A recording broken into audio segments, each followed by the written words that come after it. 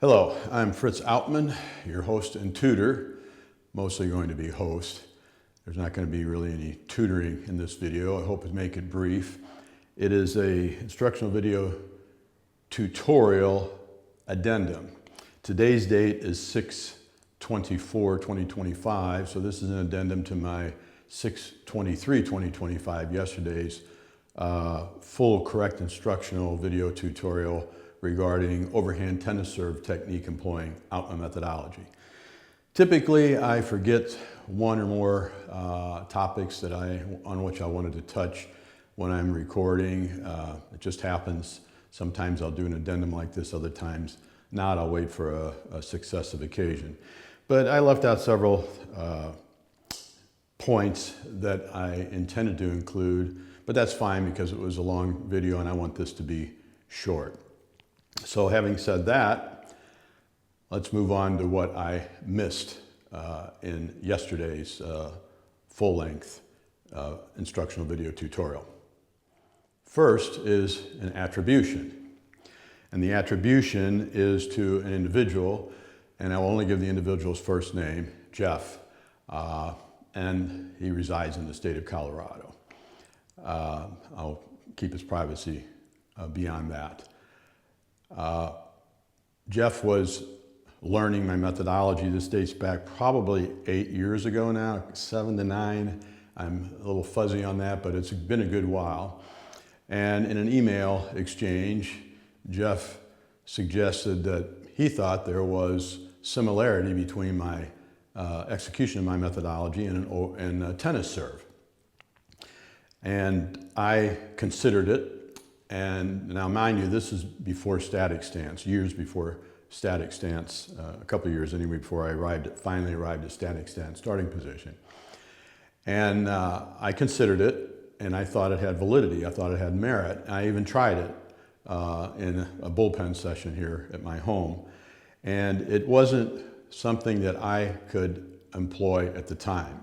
It didn't work for me. And that's because for decades, I had been using, as a mental visualization, a Ferris wheel. In fact, I taught my boys, once they got to their front pivot foot, to imagine that they were a Ferris wheel rotating through the delivery on the vertical plane. And employing a tennis serve didn't work for me at the time. But I, again, acknowledged it had merit. And I also mentioned, if I recall correctly, that if ever I used it, I would make sure that I gave attribution to him for having made that observation. I do not like it when people use my intellectual property without attribution. That has happened frequently over the years.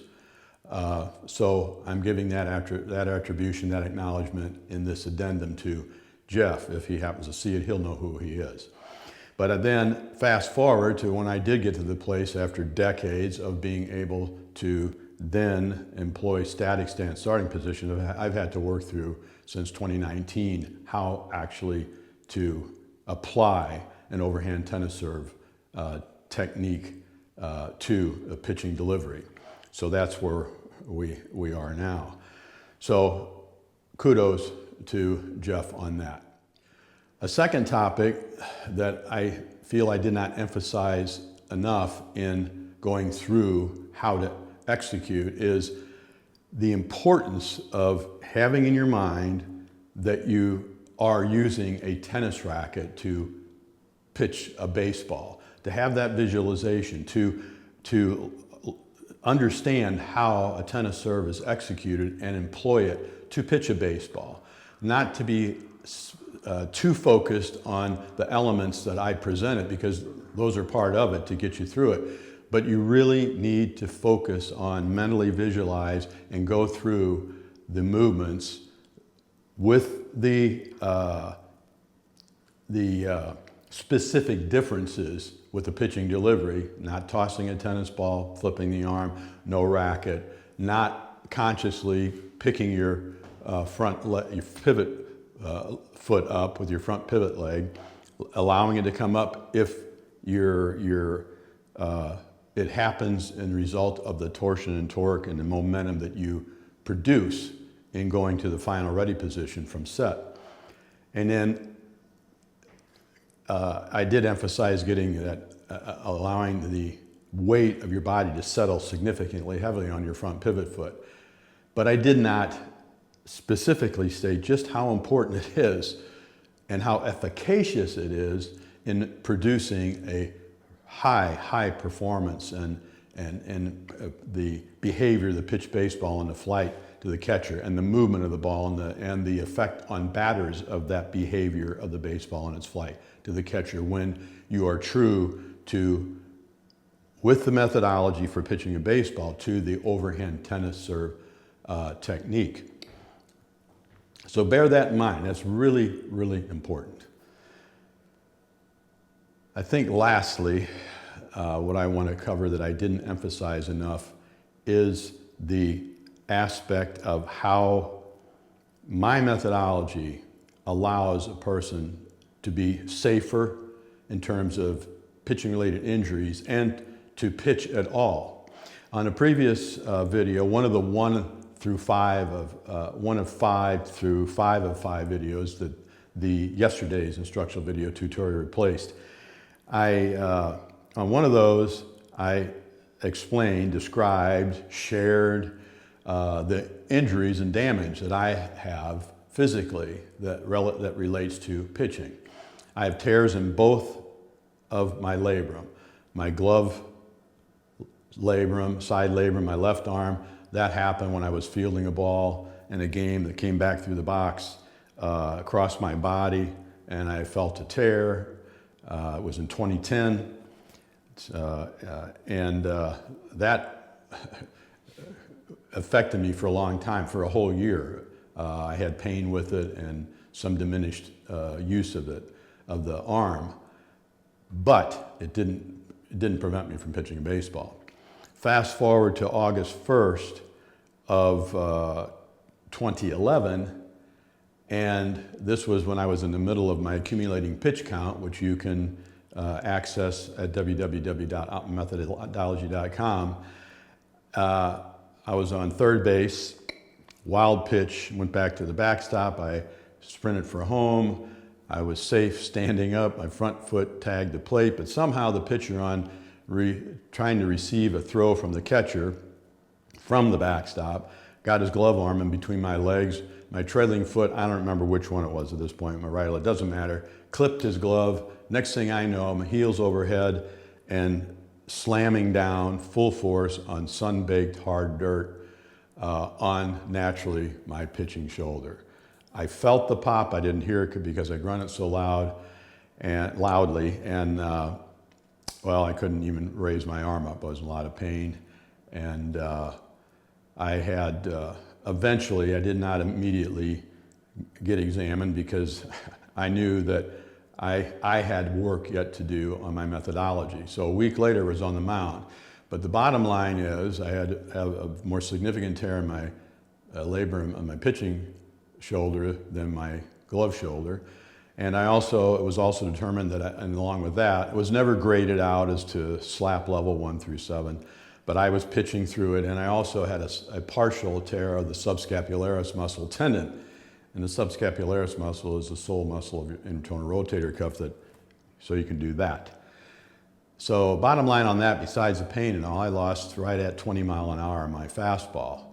I may have recovered a little bit of that since, but I ended up then going from relying more on my fastball and mixing in my off-speed pitches to having to rely more on off-speed and mix in the fastball. And so I kept going with that, but that shut down my accumulating pitch count. It's just a little bit of history there as far as why I didn't continue on with that at that time. So I have this tear, and I also have lots of wear. I have a worn out pitching elbow.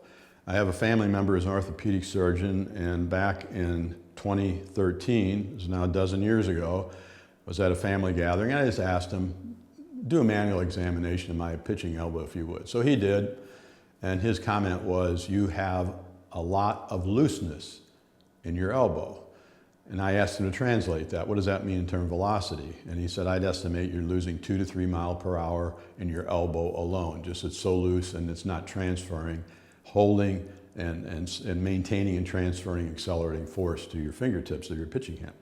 Now that was a dozen years ago, and it's right around 250,000 pitches since. So I have more wear and tear, more looseness in my elbow than I did a dozen years ago. But I'm still pitching. I'm still pitching competitively. And I know individuals play with and against who have labrum tear. And mind you, it doesn't matter how you get a labrum tear in your pitching shoulder, it's going to have an adverse effect on your pitching.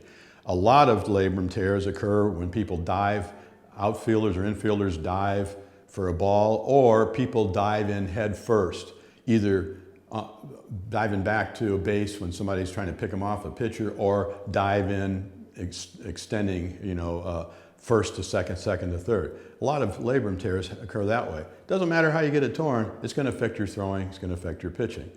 And most of those people, when they have a tear, they're done throwing and they're certainly done pitching, even if they have surgery. Well, I didn't have surgery.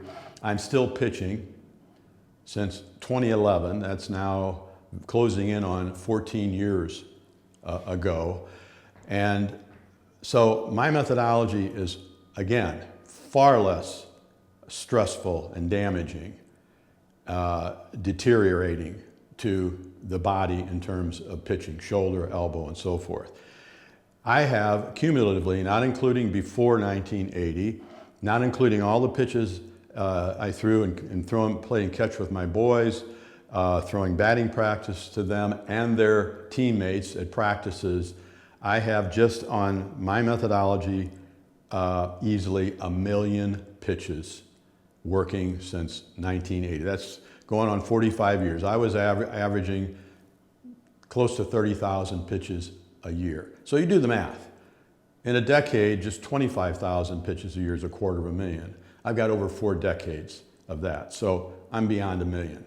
People scoff at that, but that's a fact. Because for a number of years, I logged, just kept track of how many pitches I made, because I wanted to know. After that, I knew as often as I went out and how many pitches I made in a session and how many sessions that I ended up with that number of pitches on my arm. And I'm still pitching because my methodology allows it. So it's safer. And that is a huge factor in should be a huge factor in anyone's consideration for adopting Outman methodology for pitching a baseball rotationally on the vertical plane. Now there's one other, it occurs to me, there's one other topic I want to touch on, and that is where conditioning is concerned. I did speak of it in the video tutorial produced yesterday, but because I have these tears, and especially in the pitching arm, over the years, the tear my shoulder was getting more and more loose, and it was more and more difficult for me to be in command of what I was doing. And I decided my option is, since I have the tear and I'm not having surgery, and I'm too old to have surgery now anyway, once you hit 65, they're done with doing shoulder surgeries. And your chances of recovering are not great anyway. So, especially as you get older.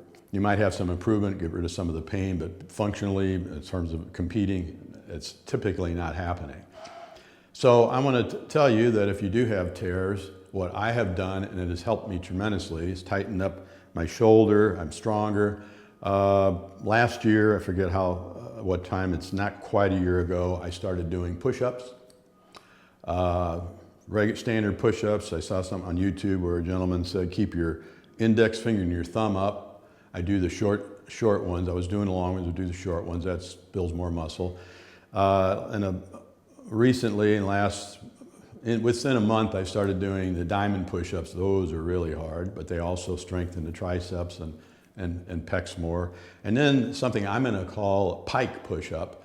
It's if you think of a diver who goes down and touches their toes, I think they call it a pike position, but you have your backside up in the air and on your toes, and you're going down to your chin, and those have also even helped strengthen.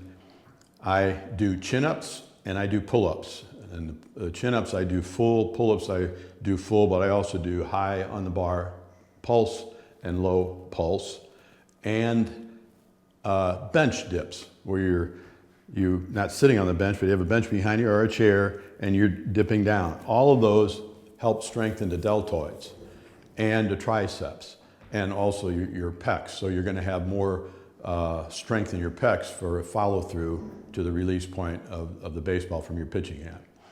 So those are things that I don't have because my exercise routine that that I produced many years ago now, that is accessible, and I mentioned in yesterday's video tutorial, but accessible in www.outmanmethodology.com.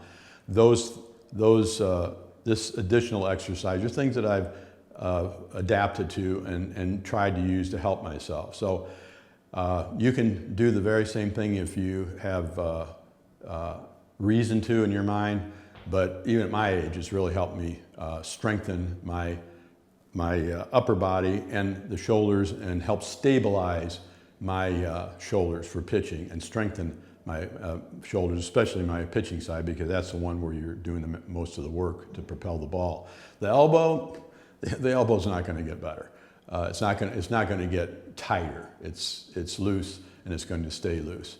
So those 3 or 4 things that I just mentioned previously, I wanted to touch on, and I don't want to extend this video any longer, but I did absolutely, if nothing else, want to make sure that I gave attribution for Jeff for having an idea in the first place about there being a resemblance in the execution of my methodology, even when they were taking a leisurely walking step, to a tennis serve.